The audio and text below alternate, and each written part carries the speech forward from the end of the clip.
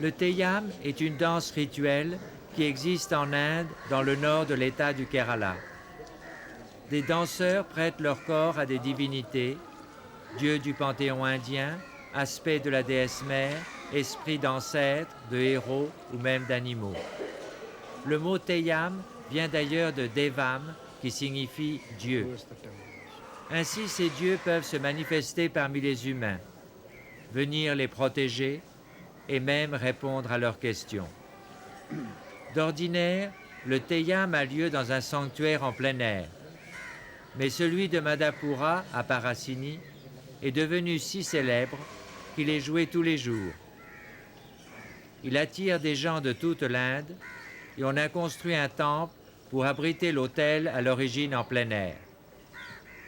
La porte donnant sur l'extérieur, comme l'autel, sont dominées par la figure d'un esprit terrifiant qui protège ce lieu sacré.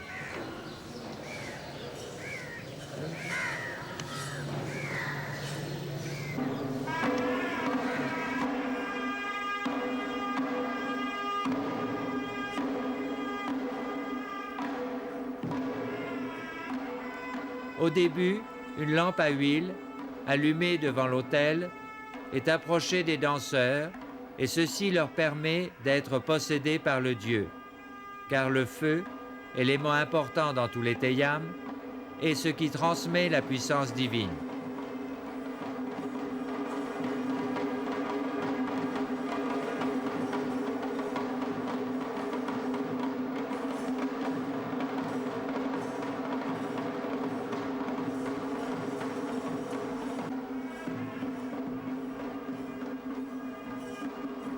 Une procession fait 3 fois le tour de l'autel. Elle est précédée d'une énorme noix de coco surmontée d'une décoration et qui contient l'alcool, offrande indispensable à tous les dieux du Theyyam. Elle est suivie de l'orchestre qui comprend tambour et hautbois.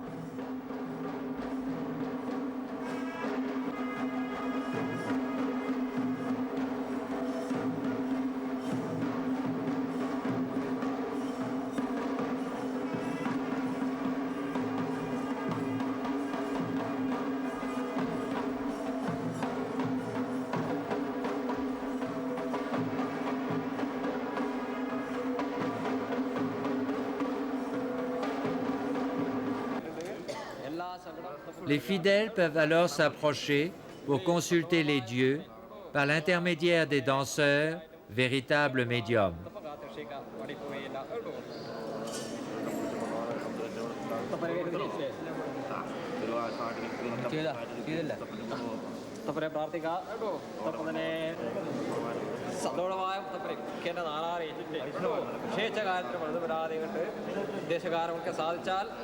ഇനിയും തപ്പനമൊന്ന് കാണുമല്ലോ അല്ലേ? ഇപ്പോൾ വ്യാപാരങ്ങളെല്ലാം നടക്കുന്നില്ലേ? എപ്പോഴും മുടക്കത്തില്ലല്ലോ അല്ലേ? ഇനി ഏറെ പ്രശ്നം കൊടുക്കാം കേട്ടോ. ഇതപ്പം തന്നെ ഉദ്ദേശകാരങ്ങളൊക്കെ സാധിച്ച് ഇനിയും സന്തോഷമായ സ്ഥലത്ത് ഇനിയും വരേണ്ട വഴിക്കും നമുക്ക് സഹായിക്കാം കേട്ടോ.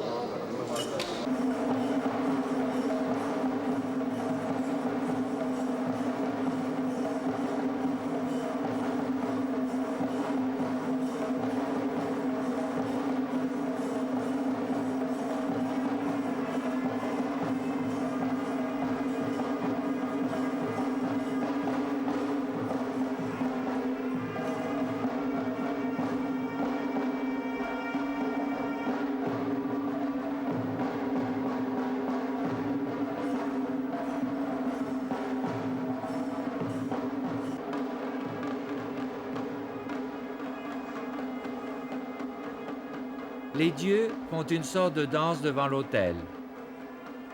Le mythe de ce Theyyam est le suivant. Une femme brahmine recueillit un enfant qui flottait sur une rivière et l'éleva. Dès son plus jeune âge, celui-ci jouait avec des arcs et flèches et faisait tomber des noix de coco pour avoir de l'alcool. Comme il manifestait des pouvoirs surnaturels, sa mère adoptive et les autres gens comprirent qu'il était l'incarnation d'un dieu, de Shiva selon certains, de Vishnu selon d'autres. C'est pourquoi ce Teyam est double et comprend 2 danseurs. Celui qui a une barbe blanche et une coiffe ronde est Mutapan, incarnation de Shiva. Et celui qui a une barbe noire et la haute coiffe est Teruvapan, incarnation de Vishnu. Que ce soit l'un ou l'autre, dans ces incarnations, ils étaient des chasseurs. C'est pourquoi ils portent arcs et flèches et sont accompagnés de chiens, représentés sous forme de statues devant l'autel. Sous cette incarnation de chasseurs, ils sont l'ancêtre d'une ethnie locale et sont donc vénérés dans le cadre d'un culte ancestral.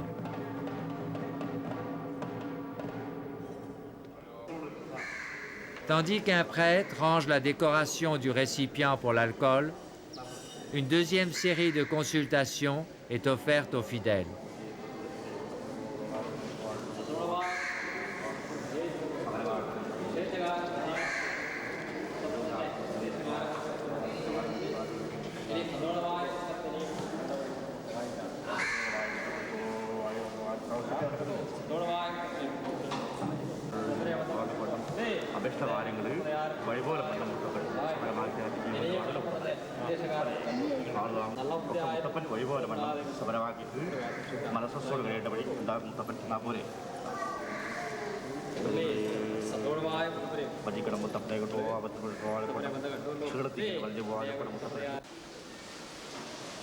Dans un kiosque, à l'intérieur de l'enceinte du temple, les pères peuvent amener leurs enfants et leur font goûter une bouillie préparée par un assistant. Il s'agit d'une nourriture divine offerte par les dieux et donc en quelque sorte d'une communion rituelle.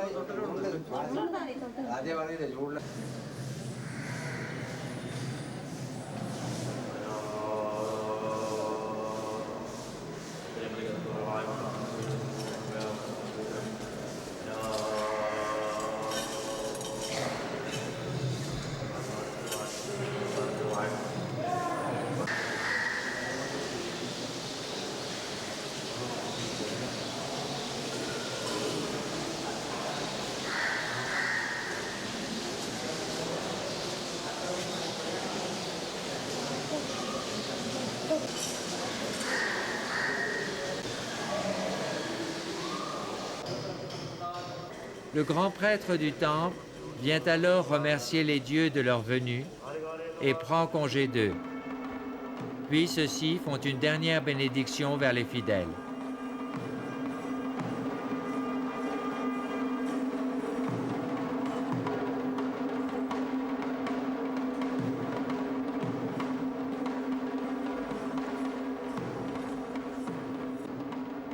Cette action de grâce comprend l'offrande d'alcool présentée dans des récipients d'argent à long bec.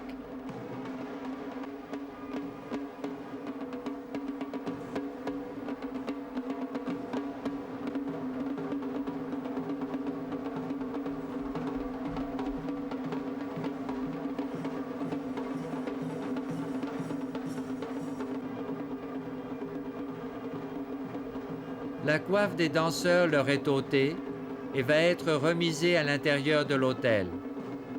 Par ce rite, la puissance divine quitte les danseurs pour revenir dans l'autel.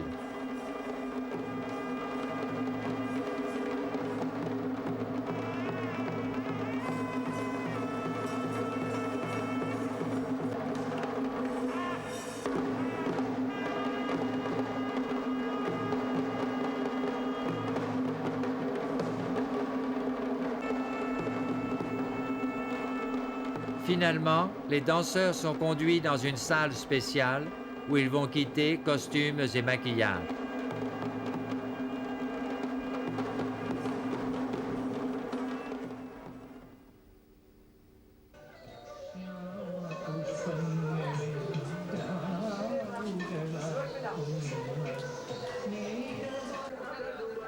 Comme dans tous les lieux saints du monde, les marchands du temple se sont installés car les fidèles veulent rapporter un souvenir.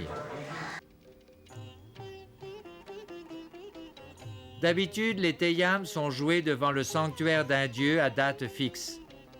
Ils peuvent aussi l'être devant une demeure ou sur une place de village, à la demande d'un particulier, pour solliciter l'aide d'une divinité ou pour remercier d'un bienfait.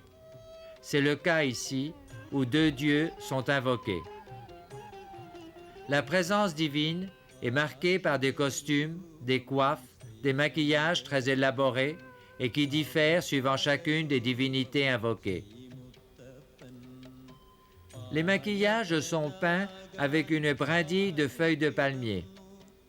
Les matériaux employés sont de la pâte de riz pour le blanc, de la suie de lampe à huile pour le noir, une pierre appelée kailiam qui est réduite en poudre pour le rouge, une autre pierre appelée manayola pour l'orange, de la racine de turméric écrasée pour le jaune. Dans quelques Teyam assez rares, on utilise un masque au lieu de maquillage.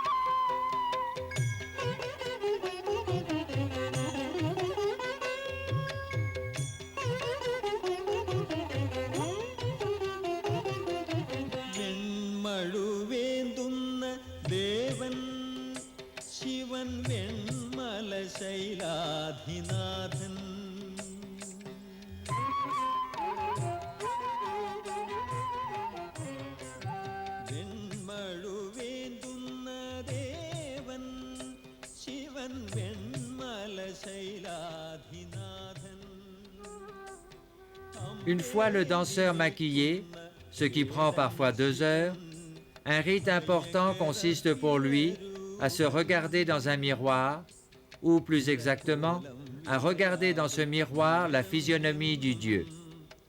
Le but est d'amener le danseur à s'oublier et à se transformer en un dieu dont il a maintenant emprunté le visage.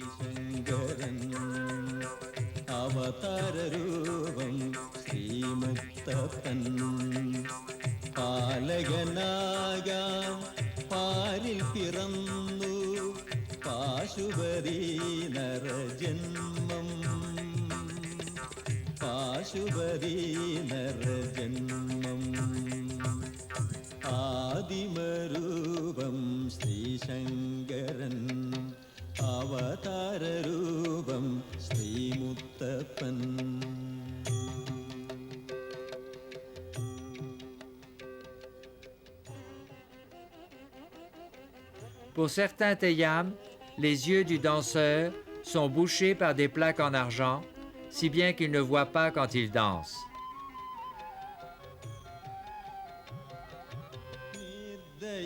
La veille du Teyam, le danseur chantait tout le mythe du dieu qu'il allait incarner le lendemain. L'accélération de la vie moderne a souvent entraîné la suppression de cette partie de la cérémonie. Mais on conserve la mémoire de ces longues épopées dont la récitation pouvait durer jusqu'à 8 heures. Et l'on possède ainsi aujourd'hui une mythologie populaire orale où, sur un vieux fond dravidien, sont venus se superposer et s'amalgamer des croyances aryennes. Il faut d'ailleurs espérer que cette mythologie pourra être recueillie avant de disparaître.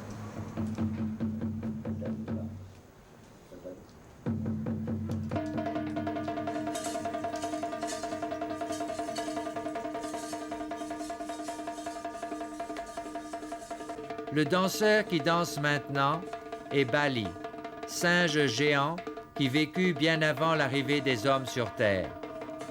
Il réduisit à merci Ravana, le roi de Lanka qui régnait sur des géants et qui plus tard enlèvera Sita, comme il est raconté dans le Ramayana. Il vainquit aussi son frère Sugriva et lui prit son trône et son épouse. Seul Rama, incarnation de Vishnu, en viendra à bout et le tuera. Il demeure un esprit puissant et fait partie de ces teyam où sont invoqués des esprits d'animaux, comme ceux de tigres ou de serpents, et qui font penser que ces rites gardent le souvenir d'anciens totems.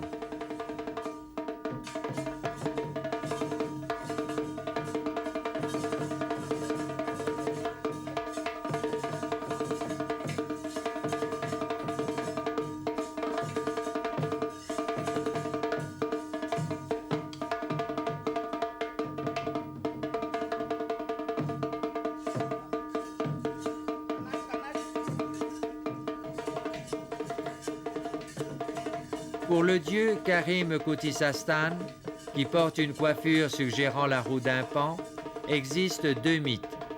Selon le premier, un brahmine eut un fils d'une servante, mais l'enfant n'était pas admis chez son père, car né dans une caste inférieure. Il était envoyé garder un buffle aux cornes rouges. Un jour, ayant faim et soif, il tua l'animal pour se venger de son père qui le traitait si mal. Il en découpa la viande en morceaux, dont il envoya une partie à son père et une autre partie à sa mère. Le père, comprenant que son fils avait tué ce buffle extraordinaire, entra dans une violente colère, le tua et coupa son cadavre en morceaux. Mais de chacun de ceux-ci surgit un enfant semblable à celui qu'il venait de mettre à mort. Ce miracle fit comprendre qu'on était en présence d'un dieu qui, selon ce mythe, aurait été Shiva, d'où le croissant de lune dessiné sur son front. Mais la coiffe qui évoque des plumes s'explique par l'autre mythe, selon lequel Karim Koutisastan serait un aspect de Vishnu. Pour obtenir l'ambroisie qui permet d'échapper à la mort, les dieux et les démons ont baratté la mer de lait en utilisant une montagne. Pour relever celle-ci, Vishnu s'est d'abord incarné en tortue, puis pour la redresser car elle n'était plus droite, en un oiseau qui se posa au sommet. Puissante divinité exorciste, Karim Koutisastan est même vénéré par les brahmines. Ce dieu, comme le montrent ces deux mythes différents, est en quelque sorte une fusion de Shiva, ancienne divinité dravidienne, et de Vishnu, dieu apporté par les Aryens.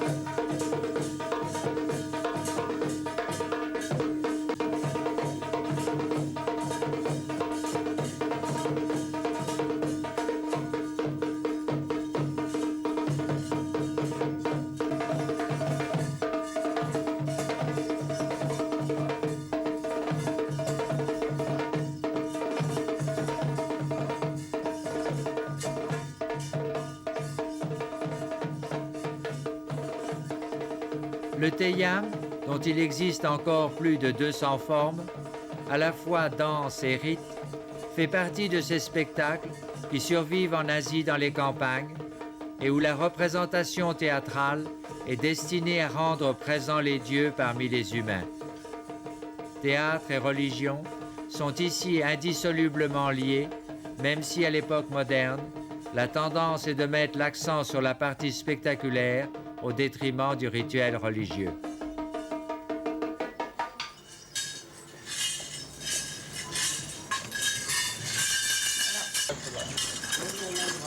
Mackenzie, drum, sit down.